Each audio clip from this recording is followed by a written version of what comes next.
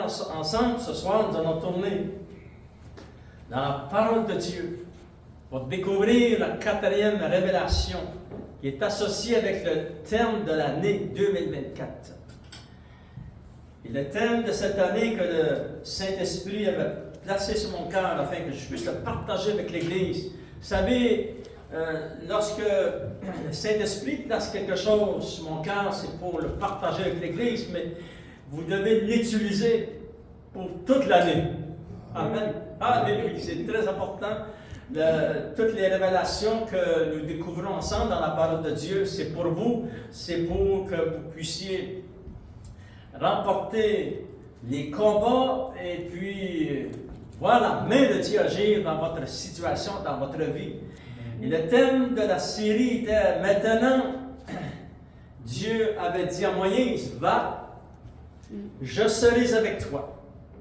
Et nous avons vu, enfants de Dieu, pendant cette première enseignement, que maintenant, cette année que devant toi, entre dans cette année, et Dieu te dit, je serai avec toi. Dieu va être avec toi, il sera avec moi, il sera avec l'Église, il sera avec toi. Gloire au Seigneur. Et ça, c'est très important de saisir ces grandes révélations. Nous avons aussi vu le deuxième enseignement que le Seigneur a déclaré à Moïse, puis il déclare à son Église, il déclare à ses enfants. Maintenant, va, et j'étendrai ma main. Alléluia! Nous savons que lorsque Dieu est à sa main, ça bouge de toutes sortes de façons. Il y a des signes, des miracles et des prodiges, comme dans le Nouveau Testament, qui s'en enseignent, enfants de Dieu, dans l'Ancien, dans le Nouveau Testament. Gloire au Seigneur. Et si vous n'avez pas entendu ces messages de la parole de Dieu, on vous encourage d'aller sur la chaîne YouTube, écrire Pasteur Claude Dubé, et puis vous allez pouvoir commencer à les entendre. Et c'est très important que vous puissiez recevoir ces révélations et de l'enseignement de la parole de Dieu, afin que vous puissiez bâtir dans cette année qui est devant nous, enfants de Dieu. La troisième révélation que nous avions découvert ensemble, c'est que le Seigneur avait déclaré à Moïse, maintenant avant Moïse, j'ai entendu le cri du peuple de Dieu, j'ai vu leur souffrance et je suis descendu. Alléluia! Et là on a vu que lorsque Dieu descend, il était descendu au temps de Moïse, il est descendu au temps des apôtres, il est encore sur la terre aujourd'hui, il travaille par la puissance de tout le royaume de Dieu, des anges de Dieu qui travaillent en notre faveur, et le Saint-Esprit qui est ici sur la terre, et ça c'est vraiment, vraiment important, gloire au Seigneur. Alléluia! Maintenant, enfants de Dieu, nous allons regarder ensemble cette quatrième révélation que Dieu va donner à Moïse. Et puis Moïse, vraiment, il était béni et vraiment reçu ces grandes révélations, mais on peut le lire dans Exode chapitre 3. Et on va lire quelques versets, à partir du verset 11 jusqu'au verset 15. Nous savons que Dieu s'est adressé à Moïse à travers le buisson ardent. Il va dire ceci dans Exode chapitre 3, verset 11 jusqu'au verset 15. Et Moïse dit à Dieu, qui suis-je pour aller vers Pharaon et pour faire sortir d'Égypte les enfants d'Israël?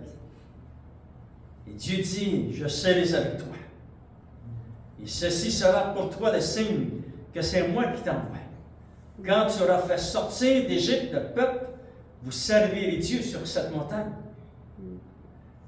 Et Moïse dit à Dieu, j'irai donc vers les enfants d'Israël et je leur dirai, le Dieu de vos pères m'envoie vers vous. Mais s'ils me demandent quel est son nom, que leur répondrai-je? Dieu dit à Moïse, je suis celui qui suis. Et il ajouta, c'est ainsi que tu répondras aux enfants d'Israël. Celui qui s'appelle je suis m'a envoyé vers vous. Et Dieu dit encore à Moïse, tu parleras ainsi aux enfants d'Israël. L'Éternel, le Dieu de vos pères, le Dieu d'Abraham, le Dieu d'Isaac et le Dieu de Jacob m'envoie vers vous. Voilà mon nom pour l'éternité. Voilà mon nom de génération en génération. Seigneur, nous voulons te remercier. Nous voulons recevoir aussi cette révélation que tu as expliquée à Moïse. Que ton nom est je suis. Alléluia. Je suis celui qui suis. Et quelle assurance de savoir que tu marches avec nous, Seigneur Dieu. Je te demande de bénir la parole de Dieu à nos cœurs, que tu puisses la révéler et l'écrire sur les tables de notre cœur, Seigneur. Et que nous puissions marcher dans tes sentiers. Bénis ton Église, bénis ton peuple, et au nom de Jésus, nous t'avons prié. Amen. À lui soit la gloire. Juste pour se placer dans le contexte de la parole de Dieu, vous savez, Moïse avait un grand mandat. Nous savons qu'il avait été élevé en Égypte,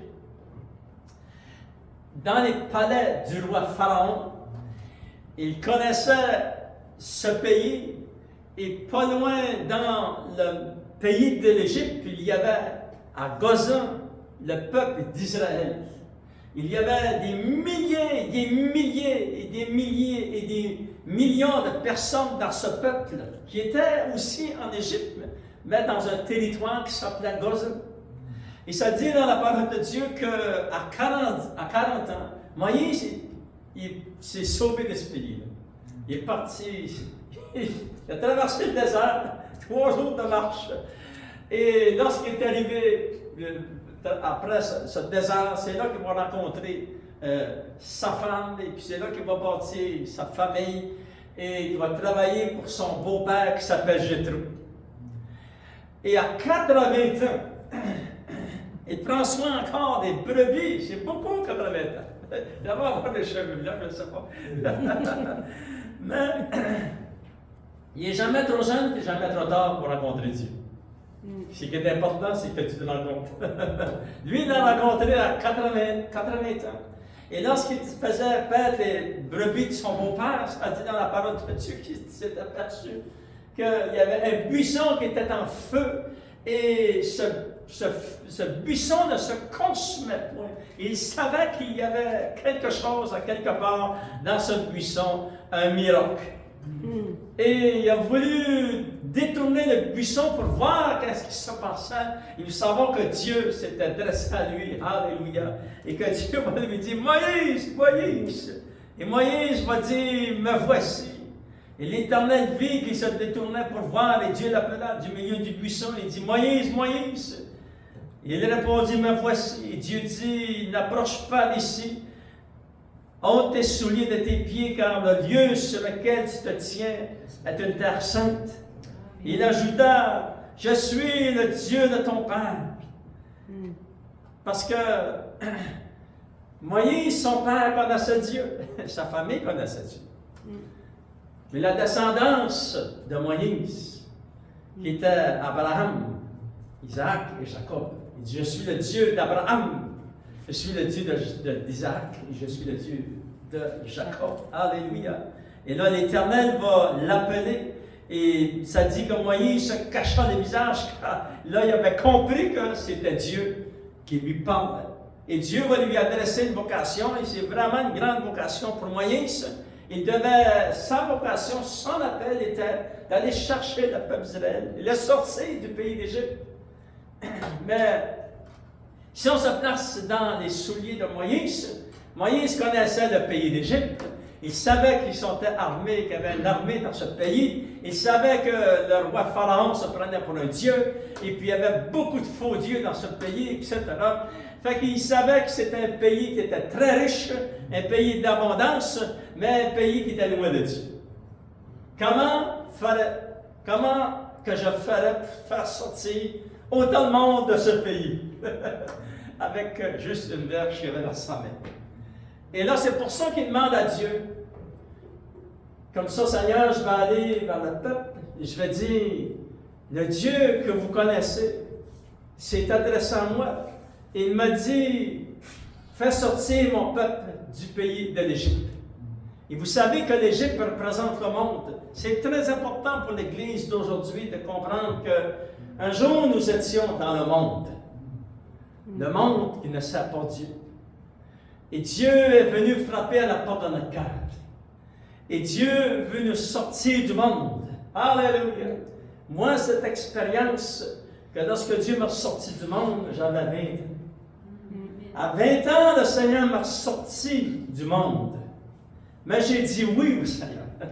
C'est très important de dire oui. Parce que Dieu travaille dans la vie des gens. Aujourd'hui, le Seigneur a travaillé. Cette semaine, le Seigneur a travaillé sur la planète et c'est Dieu, le Saint-Esprit, qui travaille. Il touche le cœur des gens. Il vient à travers la vie personnelle des gens. Il frappe à la porte de leur cœur. Il les convainc de péché, de justice, de jugement, afin que ces personnes qui sont alertes et qui réalisent, comme Moïse avait réalisé que c'était Dieu qui parlait à travers le buisson. Et lorsqu'on réalise que, comme moi à 20 ans, j'ai réalisé que c'était Dieu qui m'avait parlé. Dieu m'avait dit dans le fond de mon cœur, c'était ici, dans le fond de mon cœur, il m'avait dit, c'est moi qui t'ai protégé. Et là, j'ai mis Dieu au défi, j'ai dit, si c'est toi qui m'as protégé, tu vas me le prouver. Et Dieu me l'a prouvé. Alléluia. J'ai dit au Seigneur, je te donne ma vie, Seigneur, au-dessus. Je ne la prendrai pas, ça. Voyez-vous, on a toute une expérience où ce que Dieu nous appelle. Mais on doit dire oui. Et nous étions dans le monde des ténèbres, et Dieu nous a transportés dans le royaume de Dieu. Et c'est la même chose pour le peuple d'Israël. Dieu va les sortir du pays d'Égypte pour les emmener dans le pays où coule le lait et le miel. C'est une représentation d'aujourd'hui, de ce qui se passe aujourd'hui. C'est que le Seigneur bâtit son Église, il nous appelle à marcher avec lui dans son Église. C'est merveilleux, Frère Dieu. Et là, Moïse dit, Seigneur, qu'est-ce que je vais leur dire s'ils me demandent? Vous savez, c'est quelque chose parce que Moïse commençait presque le début de sa marche chrétienne. Et il s'en allait vers des gens, parce que le peuple d'Israël, il y avait des gens qui connaissaient Dieu dans ce peuple. Vous savez, le frère de Moïse, qui s'appelle Aaron, était sacrificateur de Dieu. Ça veut dire qu'il y avait une relation avec Dieu. Et là, si je m'en vais dans ce pays, et moi, je commence seulement, peut-être que Moïse avait commencé un petit peu avant, mais là, ici, enfant de Dieu, c'était vraiment une grande révélation. Quel est ton nom, Seigneur? Comment t'appelles-tu, Seigneur? Et Dieu va lui dire, et ça, enfant de Dieu, écoutez bien, il lui dit ceci, mon nom est Je suis. Celui qui suis. Si quelqu'un te demande quel est mon nom, dis-lui que mon nom est Je suis. Alléluia. Maintenant, enfant de Dieu, écoutons bien la signification du nom Je suis. La signification du nom Je suis, lorsque Dieu dit Je suis celui qui suis, voulait dire ceci. La signification du nom Je suis veut dire Je suis l'Éternel présent. Oh, ça change beaucoup de choses. Je suis Dieu, son nom c'est Je suis l'Éternel présent. Et là, voyez, ton nom est Je suis l'Éternel présent. C'est-à-dire que Dieu a été présent et éternellement avant nous, avant Moïse, avant la peuple d'Israël. Amen. Je suis l'Éternel présent. Et ça veut dire, je suis celui qui n'a ni commencement ni fin. Je suis l'Éternel présent qui est, qui était, qui sera. Je suis la vie, la source de la vie.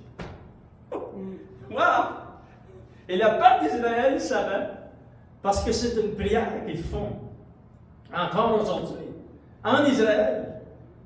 Je suis, ils connaissent, ils savent que je suis veut dire, je suis l'Éternel, le Dieu qui est toujours présent, qui révèle beaucoup de choses en forme de Dieu. Alléluia! Et ça, c'est merveilleux, c'est glorieux. Vous savez, on doit se souvenir de ceci concernant la parole de Dieu.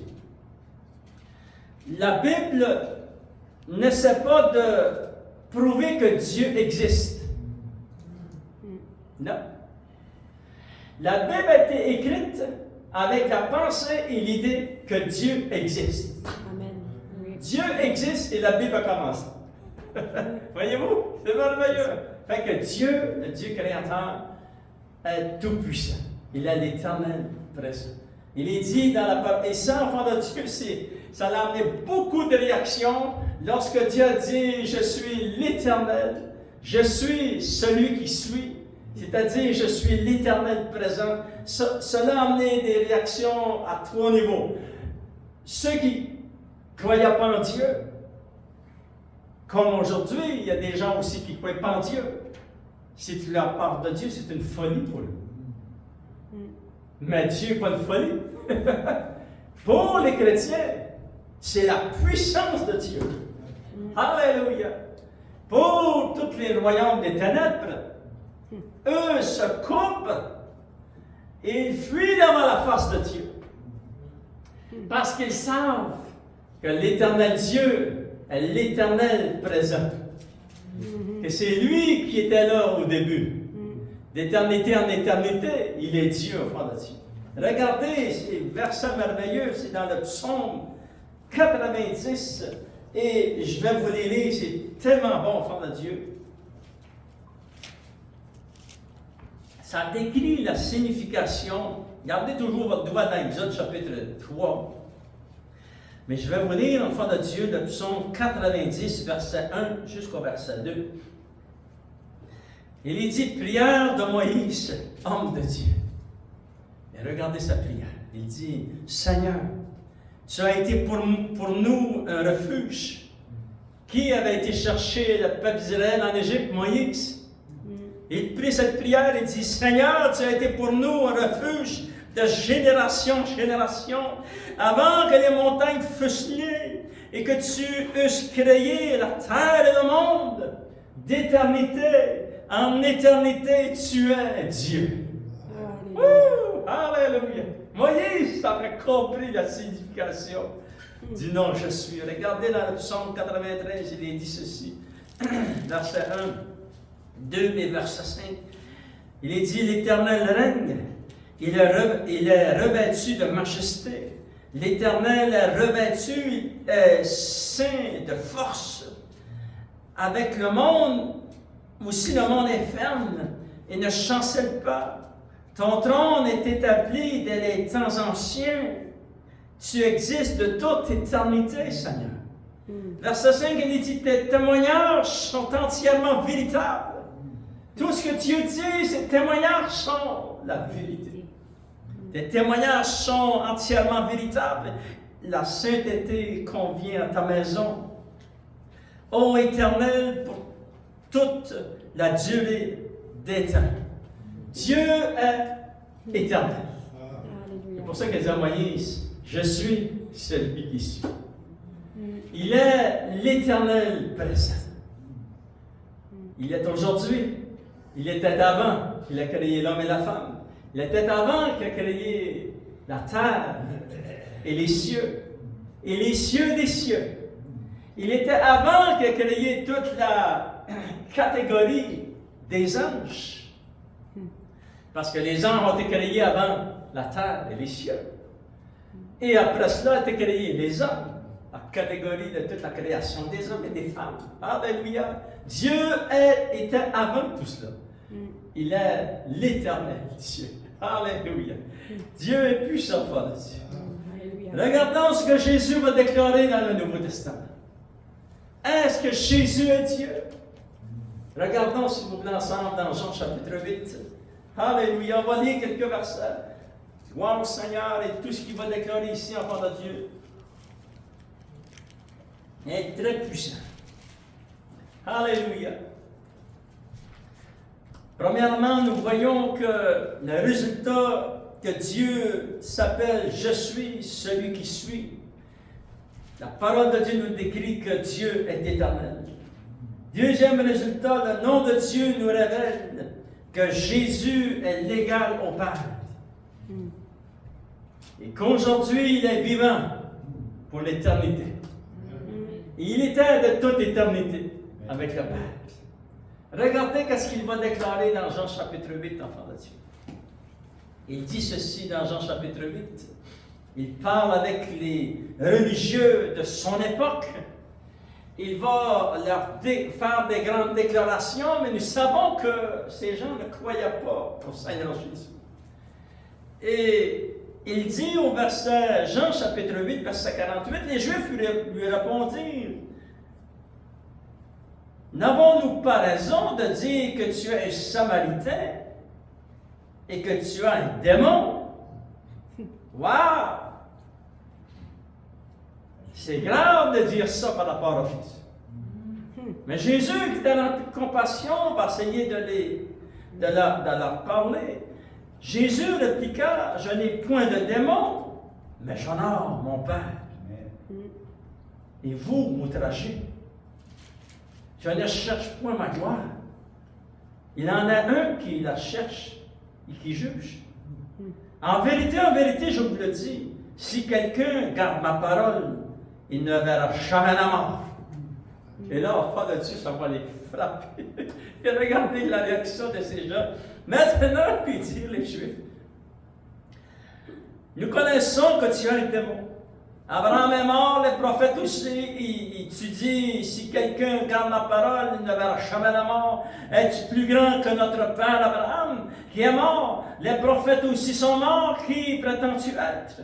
Et Jésus répondit, si je me glorifie moi-même, ma gloire n'est rien.